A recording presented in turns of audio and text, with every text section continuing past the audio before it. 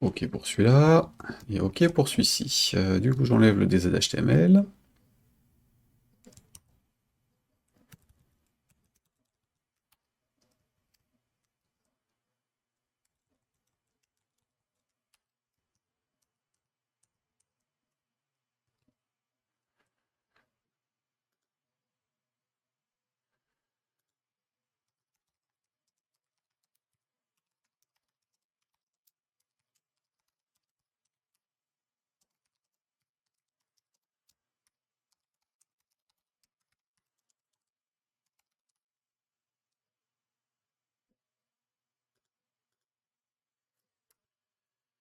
Commit, commit. Où on en est d'autres?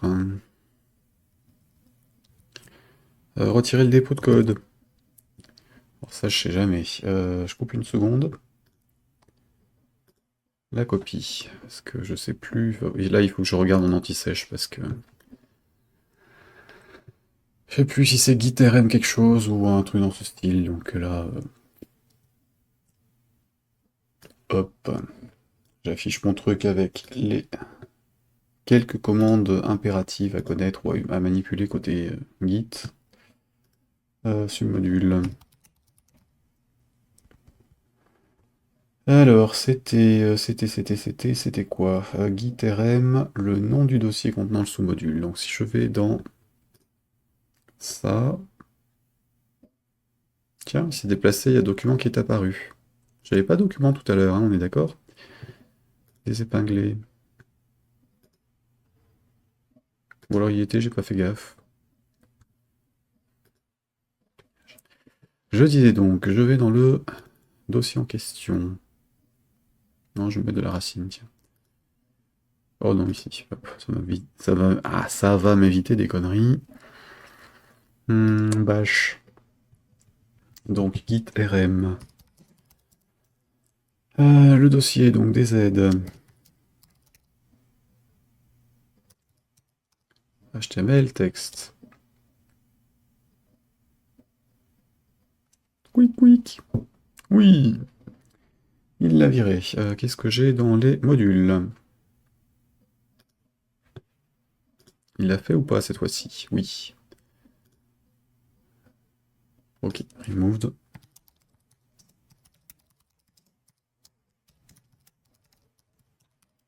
Selon les versions, il le fait plus. Enfin, il le faisait pas, donc il y a plusieurs commandes à taper et l'histoire de config et autres, un peu tordu. Donc ça c'est bon, je peux sortir de là. Bien. Alors, donc j'ai plus de dépendance ici, du coup la librairie libextel ne sera pas remontée.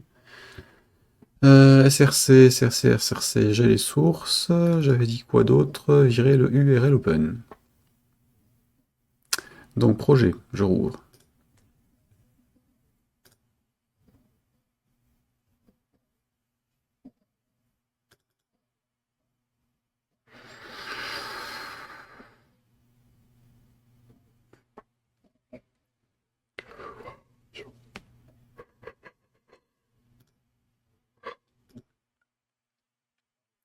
Retirer l'unité qui était le fichier à part, qui a rien à foutre là. Je le retire de l'arborescence aussi. Hop.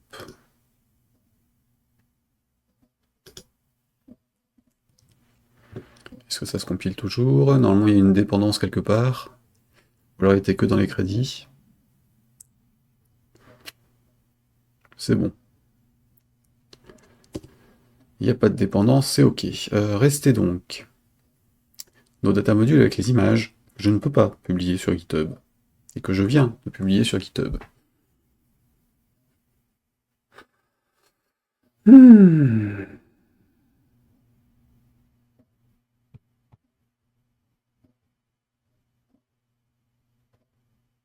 Pas grave, je referai un dépôt à partir de ça après.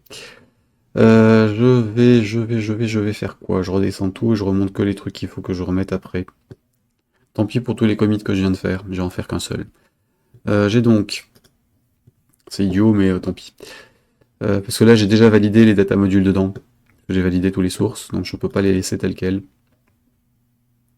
Donc celui-ci avec les icônes des textes, celui-ci avec les décors.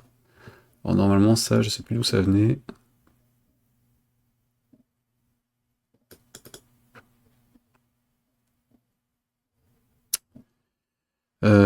Non, ça c'est du Adobe aussi. Et ça...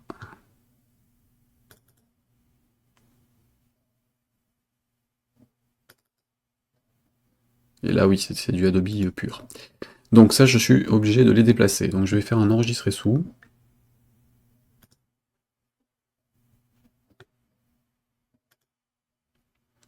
Donc on reste en UDM machin, par contre je vais aller dans le dossier private, qui ne sera pas sur le dépôt. SRC.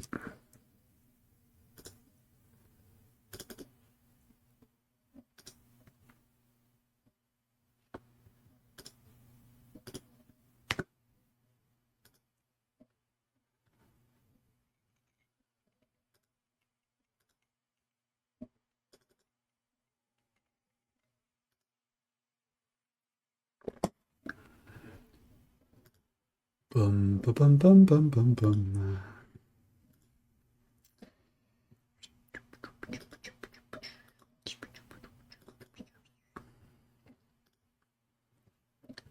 Voilà. Donc j'ai mes trucs ici. Bouton partage, ça c'était du bidouillage, on s'en fout. Les... Ouais, non, on s'en fiche. Pas chipoter pour ça. Carte du jeu, ça utilise l'image. Ça, c'est bon. Challenge et autres, ça utilise les images normalement, hein.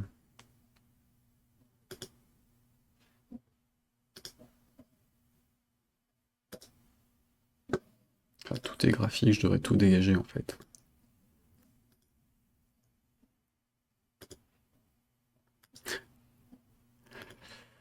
Ah, vraiment que je sépare tout maintenant dans les prochains. Univers, UTPL, TPL dialogue.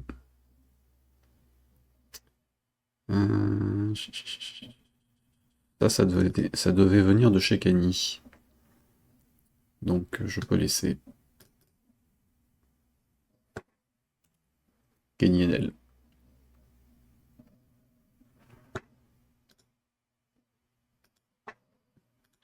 Bon, à ne pas réutiliser en dehors du jeu, mais je peux les laisser. Ça n'enfreint pas normalement les licences. Hop, je peux tout fermer. Oui. Revérifions environ les fichiers du dossier.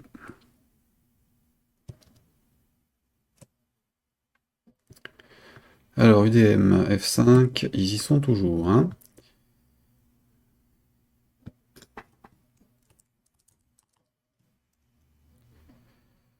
Fond de caractère, décor, jeu. Ah, il y a aussi l'autre. Ah, il faut que je fasse aussi sur le composant. Hop.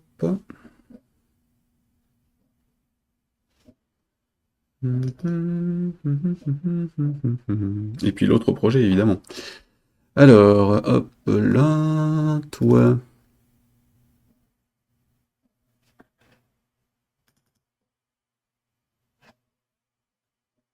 Hmm. Ouais, ça devait être... ça devait être Adobe Stock aussi. Alors, enregistrer sous.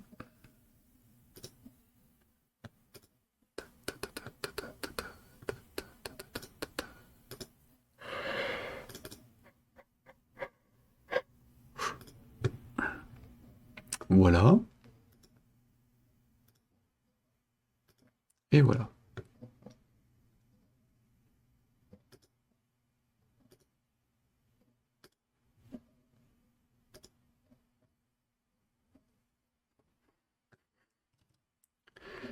Bien. Normalement, j'ai donc un dossier ici. SRC avec font, image, décor, jeu et memory component.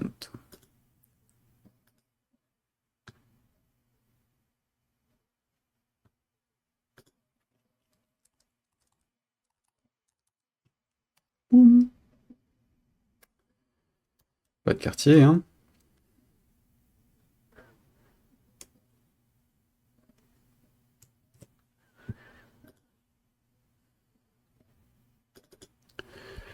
Alors, projet composant, je vais renommer le projet composant en perpix components, comme ça ce sera fait. Et puis pendant qu'on y est, hein, hop, retirer, retirer, retirer, renommer.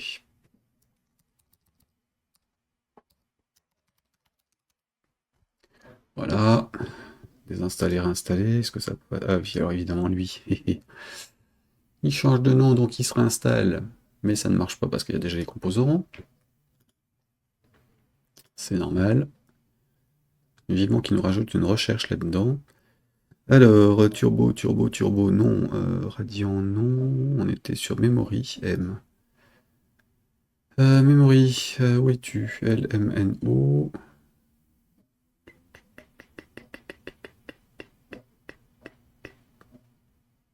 Euh,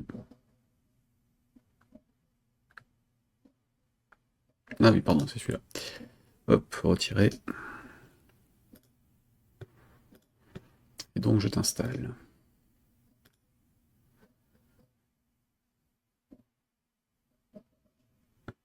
Ok. Et donc ça, je dois pouvoir ouvrir l'autre.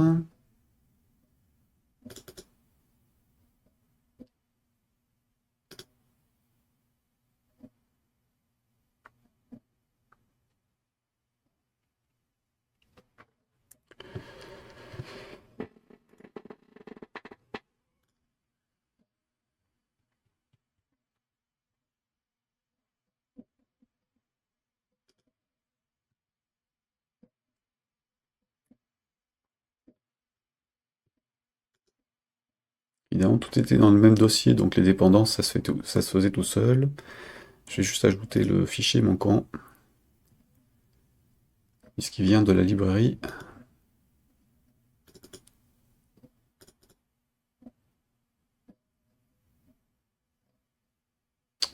Pas ça, en CRC. C'est celui-ci. Hop là. Quand on construit, il parcourt aussi les autres, puisque là j'ai mis les dépendances avec les composants sont en dépendance aussi. Donc si on les installe pas, on peut quand même compiler le projet. Et ça doit fonctionner sur Windows, et on va les exécuter sur Mac aussi pendant qu'on y est. Où es-tu? Mac, Mac. Où es-tu mon petit Mac? Ouvre en bas. Oh, il n'y a vraiment plus rien qui marche, hein. Et hop là, PA serveur, où es-tu? Oui, c'est celui-là.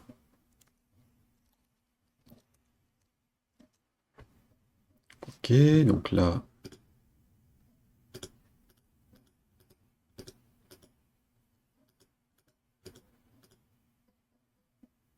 on va dire que c'est bon. Et sur Mac,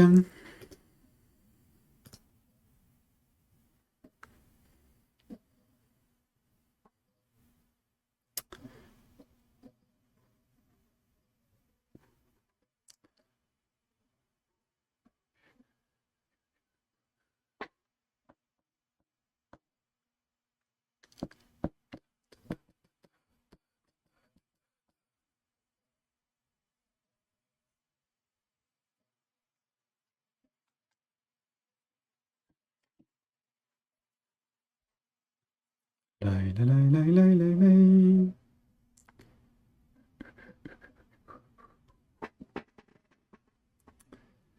Dun, dun, dun, dun, dun, dun.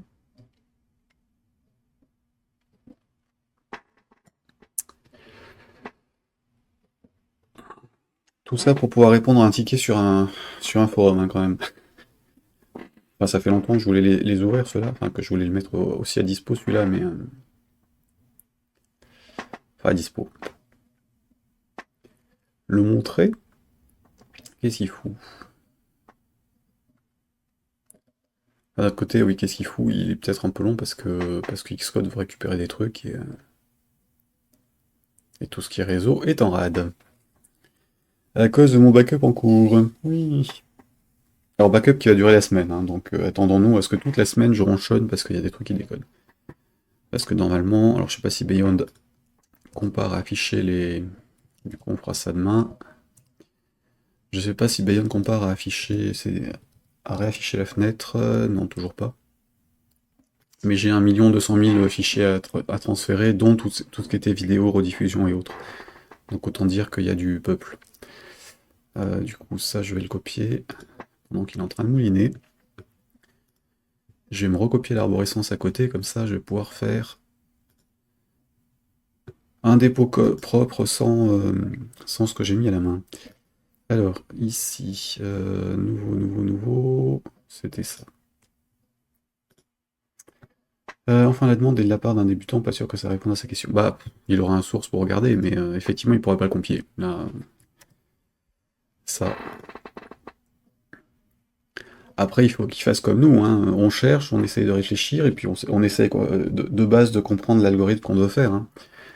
Après, le côté débutant, c'est bien gentil, mais là, il cherche à ce qu'on fasse l'algo à sa place. Donc, la question, c'est est formulée de telle sorte que, pour moi, il n'a pas réfléchi à comment il stocke les données, il sait pas du tout par où passer.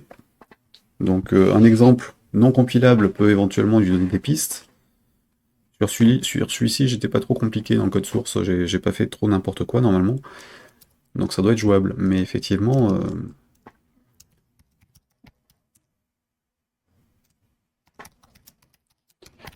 il manquera quelque chose. La base de la Go. Comment faire un memory d'une manière générale, quel que soit le langage. Parce que là, c'est pas une question de langage, en réalité. En VCL, on peut aussi s'amuser avec tes contrôles.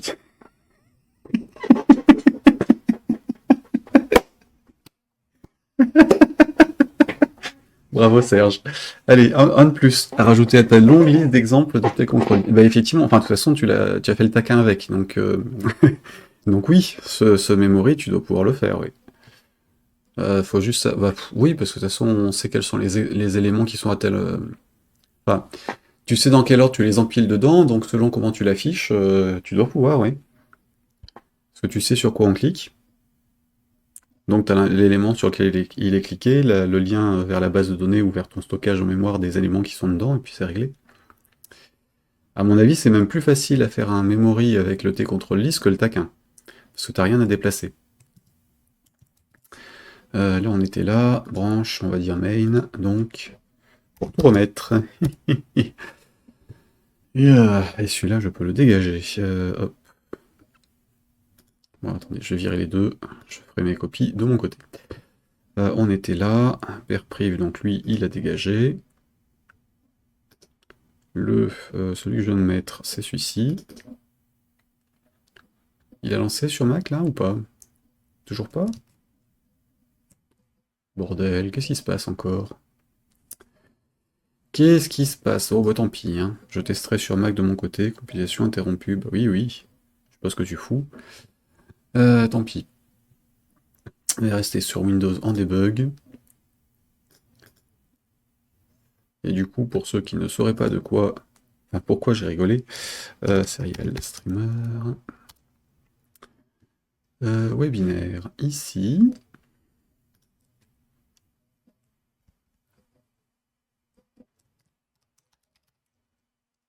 Hop, n'hésitez pas à aller jeter un coup d'œil à cette présentation de Serge Girard sur le T-Control List, qui est un composant arrivé en 10.4 dans Delphi, et sa très longue liste d'exemples qui sont disponibles aussi sur GitHub. Yup. Dont un taquin. Donc, on va dire qu'on est bon pour Windows 32 machin. J'en reste là pour celui-ci, je bascule les dépôts de code. Pourquoi il atterrit là, lui? Hop. Encore un truc qui a bougé. Non, c'est bon. On va dire que c'est ok, je vais me garder mon dépôt de stockage, d'archivage au cas où. On sait jamais. Et je vais remettre ça en ligne. Donc, d'ici quelques minutes, vous aurez sur le dépôt de code officiel de Perpix ces trucs-là. les sources, si vous voulez aller jeter un coup d'œil, mais du coup non compilable, parce qu'il vous faut le Delphi HTML Components comme librairie, et puis mes images que j'ai foutues dans un dossier à part. Et on va en rester là pour aujourd'hui. Je vous donne rendez-vous demain, où on travaillera sur donc Socket Messaging Code Generator pour ajouter des éléments et traiter des to-do sans le dépôt, et notamment le bitmap. Voilà. Sur ce, bah, merci d'avoir été là. Puis passez tous une bonne soirée. Salut!